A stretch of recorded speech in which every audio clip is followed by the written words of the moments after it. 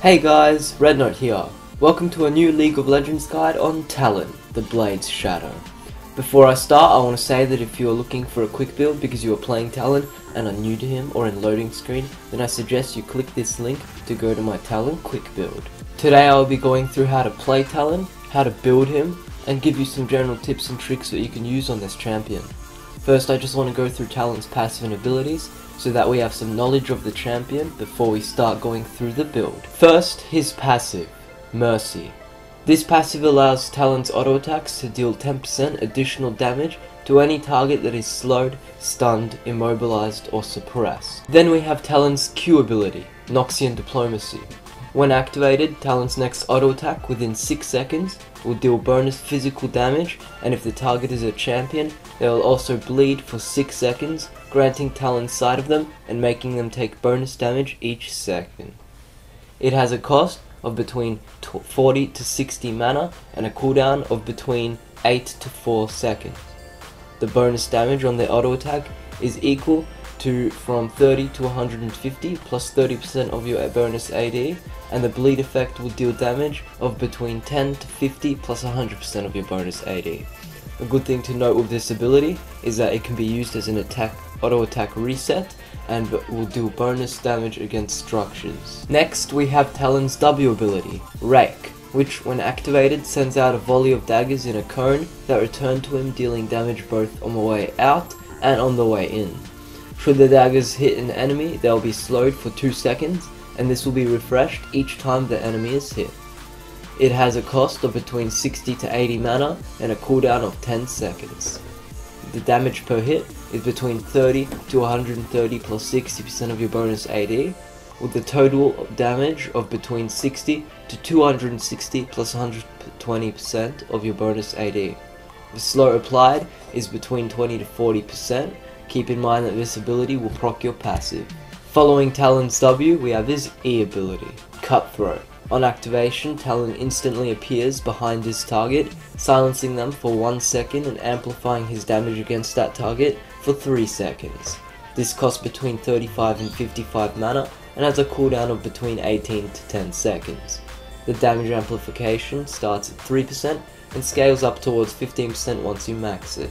One thing to note for Talon is that spell shields will not block Talon's E, making it very easy for you to use an ability which doesn't go through and still do more than enough damage to kill your enemy. Lastly, of course, we have Talon's R, Shadow Assault. On activation, Talon disperses blades outwards, dealing damage and gaining invisibility for up to 2.5 seconds, while gaining 40% movement speed. Once he emerges out of stealth, the blades return to him, dealing damage to all enemies hit. This costs between 80 to 100 mana and has a cooldown of between 75 to 55 seconds. The damage per hit from your blades are from 120 to 220 plus 75% of your bonus AD, and is totaled at between 240 to 440 plus 150% of your bonus AD. A good trick for your ultimate is that you can reactivate the ultimate early to get as much damage done as quickly as possible. I like to max Talon's W, then Q, then E, and with R at level 16, 11 and 16. I max the W first because it is the most consistent form of damage, which is also ranged and helps him harass in the laning phase. It also makes him able to clear minion waves very quickly. Next you max his Q, as it boosts his damage very well, and the bleed effect when mixed with something like Ignite makes it very hard for your enemies to live after you've targeted them. After your Q, max your E to get a bonus damage amplification, which will really start to shine in the late game with your full build, and of course your ultimate at levels 6, 11 and 16 for obvious reasons. Talon's kit works really well with an armor penetration and full damage build. His job is to assassinate the enemy team's hardest carry, whether it be the ADC or mid laner, and generally do as much damage as possible. A lot of the time you'll have to go in first, do your combo, and die for the team. This generally makes it impossible for your team to lose team fights, I do this very often and generally exchange my life for the whole enemy team's life. Okay guys, now let's get to the build. I'm going to start off by going through the summoner spells, followed by the runes and masteries, and lastly the items that we'll be using on this champ. Okay, so for summoner spells, I like to go with Ignite and Flash, as you need Ignite to finish off enemies and secure kills as an assassin, and also Flash, which helps you get out of sticky situations. I always use these and don't have any other combinations which can effectively work Talon's kit to the best it can be. For my runes, I like to go with 9 marks of AD, 9 seals of armor, 6 glyphs of flat magic resist, 3 glyphs of scaling magic resist, and 3 quints of AD. But if you don't have those runes or prefer not to use them, then by all means go for some general runes as a beginner, or custom runes as someone more experienced as Talon. Though generally, if you can, try to get more flat magic resist than scaling, as Talon's most difficult part of the game is early to mid game laning. Also, if you're wondering why I don't have lifesteal quints, it is because you will usually take too much harass when auto attacking minions early game, and the lifesteal just becomes useless to you.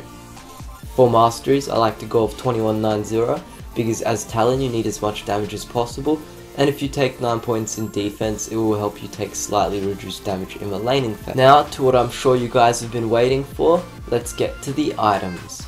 There are 2 starting items that you can choose from. If you're planning on getting an early kill or want to outtrade the enemy, then you want to go for a longsword and 3 health potions. If you're versing a high range poke champion like Ziggs, then you go for a Dorans shield. On your first back, you want to be building or buying a Brutaliser, though if you can't afford it, boots and a longsword are fine. After your Brutaliser, you want to get a Tiamat, which helps you get more splash damage, wave clear, and effectively a 5th ability to use due to its bonus damage. After your Tiamat, you want to build boots of mobility, though you can build them earlier if you have the gold. Following your boots, you should go for a Last Whisper, which will give you a good amount of damage and bonus armor penetration. Following the Last Whisper, I like to upgrade my Brutaliser into a Youmuu's Ghostblade, as the active effect of movement speed and attack speed is very good for escaping enemies, catching enemies, and split pushing. After your Youmuu's Ghostblade, you want to build an Infinity Edge, though I recommend that you get a BF sword first, then finish off your Tiamat into a Ravenous Hydra, and finally finish off your BF sword into an Infinity Edge. I like to get the Infinity Edge because when combined with your Youmuu's Ghostblade, it will give you enough crit chance to be pretty much guaranteed a critical strike while using your full combo. When the crit is combined with something like your empowered Q, you can deal more than 1000 damage, which really is a decent amount to come the late game. Following my Infinity Edge, I like to go for a Bloodthirster for the shield it gives, lifesteal, and AD. It really adds to Talon's final burst and makes him pretty much unstoppable. With your full build, you will easily have over 400 damage and will just one-shot about anyone. Using this build, I've been able to average my kills to about 25 to 40 per game, and my deaths from 0 to 10. Now, the basic combo you want to use is to E to your enemy, Q them, W which applies with slow, then follow up with basic attacks which do bonus damage due to your slow, which procs your passive effect. Once you are full build, the combo is for you to activate your Youmuu's, E in, Q, W, then ult and quickly reactivate it, while at the same time activating your Ravenous Hydra for even more damage. While this sounds a little bit complicated, I can tell you that by using quick cast or smart cast, depending on how you call it, it makes it a lot easier to pull off these burst combos which you really need to do quickly and effectively. Some more advanced things or different things that you can do with Talon are to use your ult combined with a Youmuu's Ghostblade to catch up to an enemy or engage against them. If you are at the point where you can do this, it generally means you are fed enough and have enough damage to not need the first set of blades from your ultimate to hit the enemy.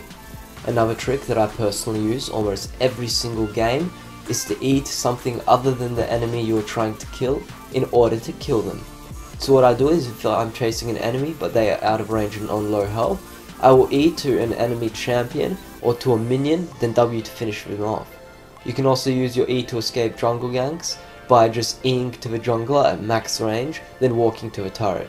You'll probably take a little bit of poke, but they have almost 0 kill potential on you since the enemy mid laner will be so far away.